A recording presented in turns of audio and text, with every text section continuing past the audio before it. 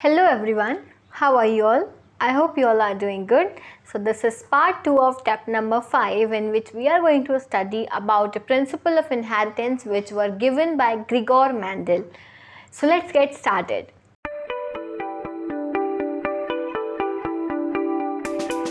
तो जो लॉस दिए थे, लॉ ऑफ इनहेरिटेंस इन्हें हम बोलते हैं, जो कि दिए गए थे ग्रेगोर मेंडल के द्वारा। तो ये कौन कौन से हैं? Law of dominance, law of segregation and law of independent assortment. तो ये 3 लॉज हैं। तो सबसे पहले हम लॉ ऑफ डोमिनेंस की बात करेंगे। लॉ ऑफ डोमिनेंस क्या कहता है? लॉ ऑफ डोमिनेंस मतलब कि जो डोमिनेंट है, डोमिनेंट का मतलब क्या होता है कि जो हावी है, जो सबसे ज़्यादा अपने आप को डोमिनेंटली शो करता है। इसको समझने के लिए देखो हम एक स्टोरी समझते हैं, ठीक है? एक छोटी सी स्टोरी के फॉर्म में समझेंगे कि डोमिनेंट को हम इजी फॉर्म में कैसे समझें। तो ये समझो 3 दोस्त हैं, ठीक है? कितने दोस्त हैं? 3 दोस्त हैं, चिंटू, मिंटू और पिंटू, ठीक है? 3 दोस्त हैं।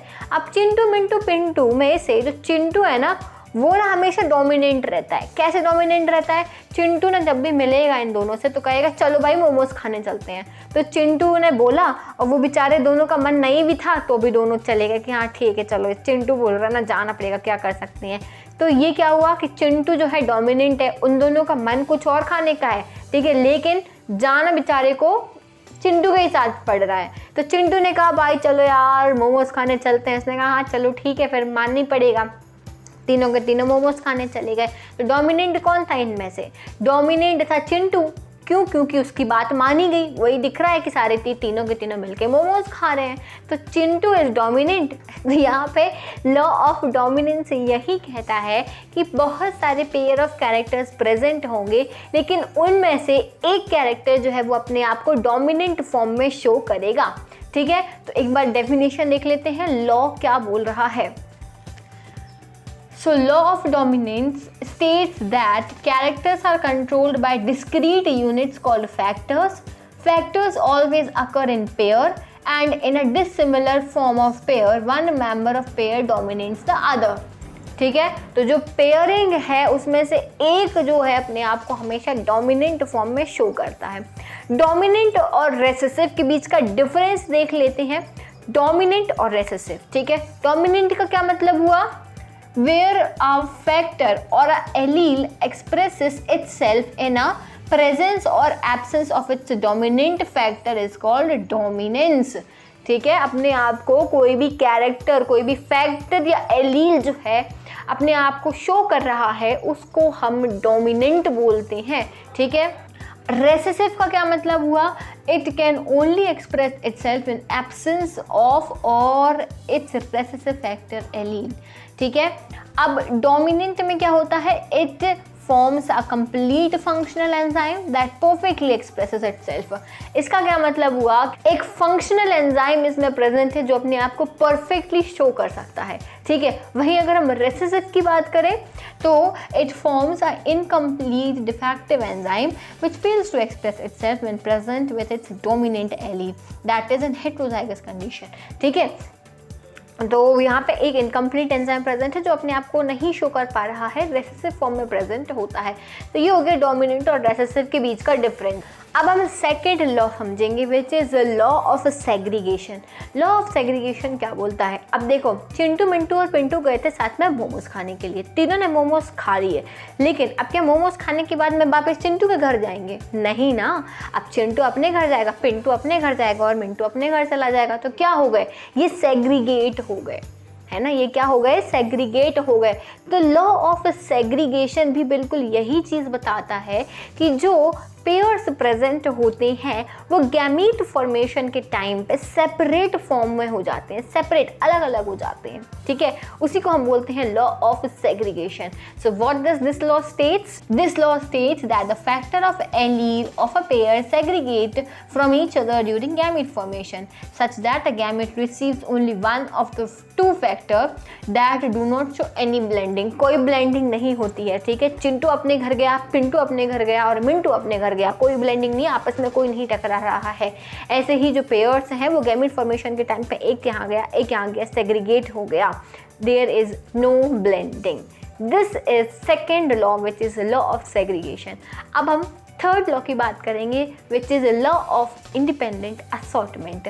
लॉ ऑफ इंडिपेंडेंट असॉर्टमेंट का क्या मतलब होता है? आसान भाषा में हम वापस समझेंगे। वो तीनों दोस्त को बुलाते हैं, चलो आ भाई चिंटू मिंटू पिंटू तीनों आ जाओ। अब ये तीनों दोस्त हैं। अब क्या हुआ, पहले चिंटू ने कहा था कि मोमोज़ खाने हैं तो खाने पड़ गए, ठीक है, लेकिन जो मिंटू और पिंटू था ना उन्हें नहीं खाने थे। तो क्या होता है कि उन्हें ना थोड़ी देर बाद जब ये बार बार हर बार मिलेगा, हर बार कहेगा मोमोज़ खाएंगे मोमोज़ खाएंगे मोमोज़ खाएंगे, तो एक बार क्या होता है कि एक बार उसको गुस्सा आ गया। किसको गुस्सा आ गया? पिंटू को गुस्सा आ गया। तो पिंटू कहता है नहीं खाने मोमोज़। पिंटू क्या कहता है? नहीं खाने भाई मोमोज़, पाव भाजी खाएंगे और पाव भाजी खाने ही जाएंगे हम। तो मैं चल रहा हूँ, चलो, नहीं चल रहा हूँ, नहीं चलो, ठीक है। तो उसको गुस्सा आ गया। अभी तक वो शांत बैठा था, रेसिसिव फॉर्म में चुपचाप बैठा था, लेकिन एक ऐसा टाइम आया जहाँ उसको गुस्सा आया। उसने कहा मोमोज़ नहीं खाने, हम तो जाएंगे पाव भाजी खाने, ठीक है। तो भाई फिर क्या हुआ? अब वो डर गए, वो दोनों के दोनों डर गए कि अरे बाप रे इसको क्या हो गया। तो शांत प्रवृत्ति का मानव था, एकदम से ऐसा क्या बौखला गया, ठीक है। तो माननी पड़ी उसकी बात, क्योंकि जो रेसिसिव कैरेक्टर था वो एक टाइम पे अपने आप को एज डोमिनेंट कैरेक्टर एक्सप्रेस ज़रूर करेगा, ठीक है। तो ये ही कहता है लॉ ऑफ इंडिपेंडेंट असॉर्टमेंट कि जो रेसिसिव कैरेक्टर है वो कहीं ना कहीं अपने आप को छिपा के रखे हुए है, बट एक टाइम पे वो ऐसे बिहेव करेगा, वो अपने आप को एज अ डोमिनेंट कैरेक्टर बताएगा, ठीक है। तो जो चिंटू मिंटू और पिंटू थे उन तीनों को पाव भाजी खाने जाना पड़ गया, ठीक है। चलो, तो लॉ ऑफ इंडिपेंडेंट असॉर्टमेंट क्या बोलता है? This law states that during gamete formation, the factor of a character pair present in the parent segregate from each other such that a gamete receives only one of the two factors, ठीक है। तो इस तरीके से ये यहाँ पे law बोलता है। अब चलो, ये आई होप आपको अच्छे से समझ में आ गए होंगे तीनों के तीनों लॉज। अब हम बात करेंगे इनकम्प्लीट डोमिनेंस की। इनकम्प्लीट डोमिनेंस का क्या मतलब है? तो देखो, इनकम्प्लीट डोमिनेंस को ऐसे समझते हैं कि मान लो कि दो फ्लावर्स प्रेजेंट हैं, एक रेड फ्लावर प्रेजेंट है, एक वाइट फ्लावर प्रेजेंट है, ठीक है। अब ये दोनों कंबाइन करें जब, ठीक है, इन दोनों जब कंबाइन करेंगे तो पिंक फ्लावर बन के आएगा। क्यों आया वो पिंक फ्लावर बन के? क्योंकि क्या हुआ, यहाँ पे दोनों ही डोमिनेंट थे। क्या थे? यहाँ पे दोनों ही डोमिनेंट थे। तो दोनों डोमिनेंट थे, दोनों की आपस में टकराव हुआ, तो उससे क्या हुआ, दोनों पीछे हटने तैयार नहीं थे, तो ब्लेंडिंग हो गई। क्या हो गई? यहाँ पे ब्लेंडिंग हो गई, जिस कारण से रेड अपने आप को थोड़ा दिखा पाया और वाइट अपने आप को थोड़ा दिखा पाया। तो मिक्सचर होके पिंक कलर का फ्लावर मिला, है ना। वाटर कलर्स यूज़ करते हैं हम, तो हमें स्टैंडर्ड कलर्स मिलते हैं और हम उन स्टैंडर्ड कलर्स को मिक्स करके फिर दूसरे दूसरे कलर्स बना लेते हैं, राइट। तो ऐसे इन्होंने करा, क्या करा कि ये इनकम्प्लीट डोमिनेंस होता है जब हम दो कलर्स को मिक्स करके एक इंटरमीडिएट कलर बना देते हैं, वो इनकम्प्लीट डोमिनेंस का ही एग्जाम्पल होता है। It is a post Mendelian discovery. Incomplete dominance is the phenomenon of neither of two alleles begin dominant, so that expression in a hybrid is a fine mixture of intermediate between the two alleles. इसका बहुत अच्छा example मैं आपको बताती हूँ, mirabilis जलापा, या फिर जैसे हम स्नैप ड्रैगन भी बोलते हैं, ठीक है। यहाँ पे आप देख सकते हो ये जो स्नैप ड्रैगन है ये मिराबिलिस जलापा है, और एक होता है 2 o'clock प्लांट। तो ये दोनों जो है, इन दोनों प्लांट्स में इनके जो फ्लावर्स होते हैं इनमें आपको इनकम्प्लीट डोमिनेंस देखने मिल रहा होगा। अलग अलग कलर के आपको यहाँ पे फ्लावर्स देखने मिल सकते हैं, तो यहाँ पे आपको इनकम्प्लीट डोमिनेंस मिलता है। चलो, अब हम नेक्स्ट फिनोमिनन की बात करेंगे जो है कोडोमिनेंस, ठीक है। अब कोडोमिनेंस का क्या मतलब है? कोऑर्डिनेट कर रहा है। को मतलब कोऑर्डिनेट करके डोमिनेंट है। जैसे कि चिंटू को खाने थे क्या? मोमोज, और जो पिंटू था उसको खाने थे क्या?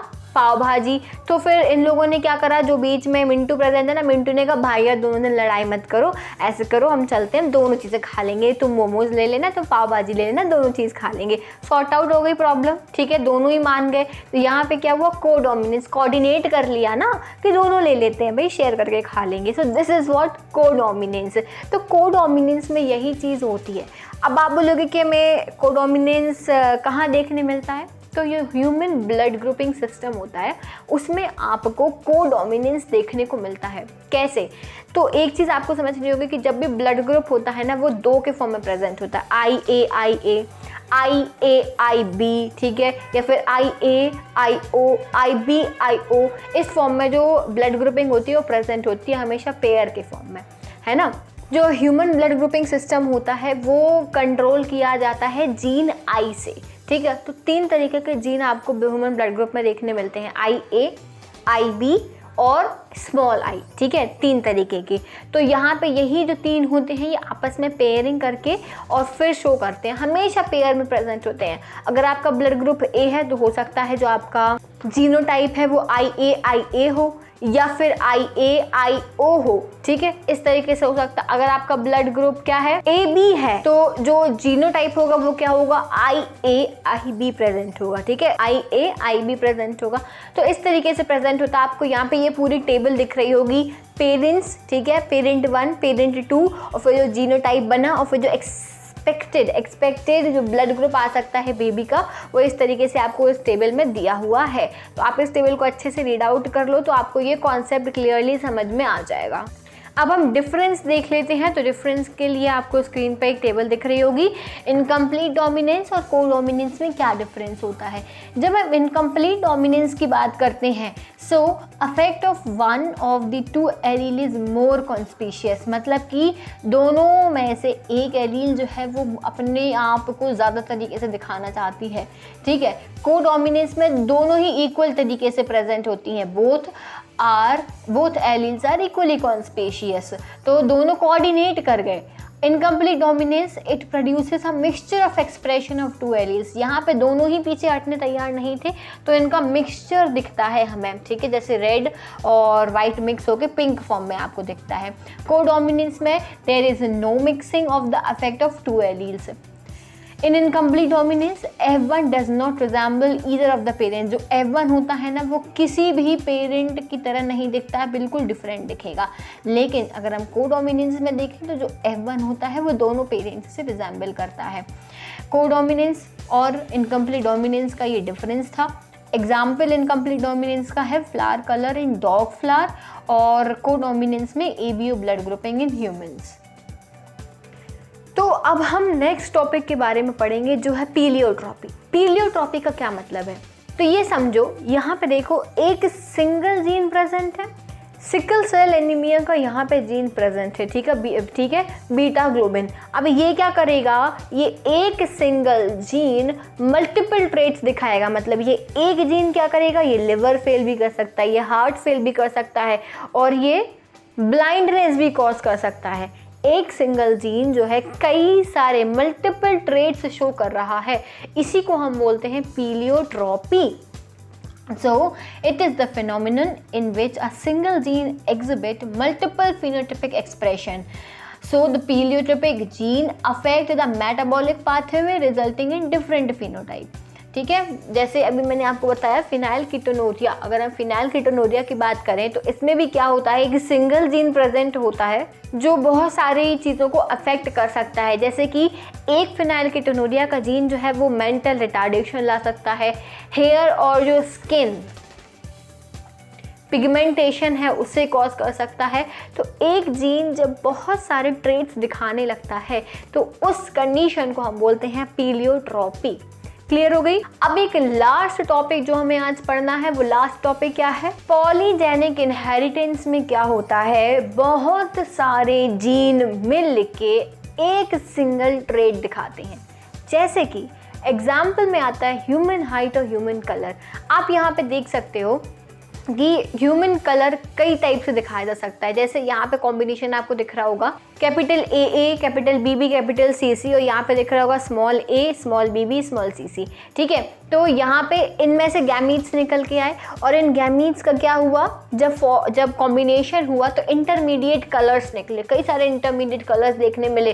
ठीक है, एक एकदम फेयर, फिर थोड़ा डस्की, फिर थोड़ा डस्की, फिर बिल्कुल डार्क। ठीक है, तो इतने सारे जीन्स मिलके एक ट्रेट दिखा रहे हैं, इसी को हम बोलते हैं पॉलीजेनिक इनहेरिटेंस। पॉली मतलब बहुत सारे, जेनिक मतलब जीन, इनहेरिटेंस मतलब कि इनहेरिट करना, लेना। ठीक है, तो बहुत सारे जीन मिलके एक सिंगल ट्रेट दिखाते हैं, उस कंडीशन को हम बोलते हैं पॉलीजेनिक इनहेरिटेंस। एग्जाम्पल है इसका ह्यूमन हाइट और ह्यूमन कलर। ठीक है, तो ये हमने आज कुछ छोटे छोटे टॉपिक्स कवर करे आज की क्लास में जो काफ़ी इंपॉर्टेंट हैं, पूछे जाते हैं, डायरेक्ट क्वेश्चन इनसे पूछा जा सकता है आपसे। तो आई होप आपको आज की क्लास समझ में आ गई होगी। अगर कोई भी डाउट होता है तो आप कमेंट सेक्शन में पूछ सकते हो। साथ ही में आप इस वीडियो को शेयर करिए और लाइक करना मत भूलिएगा। So see you soon in the next lecture. Bye bye.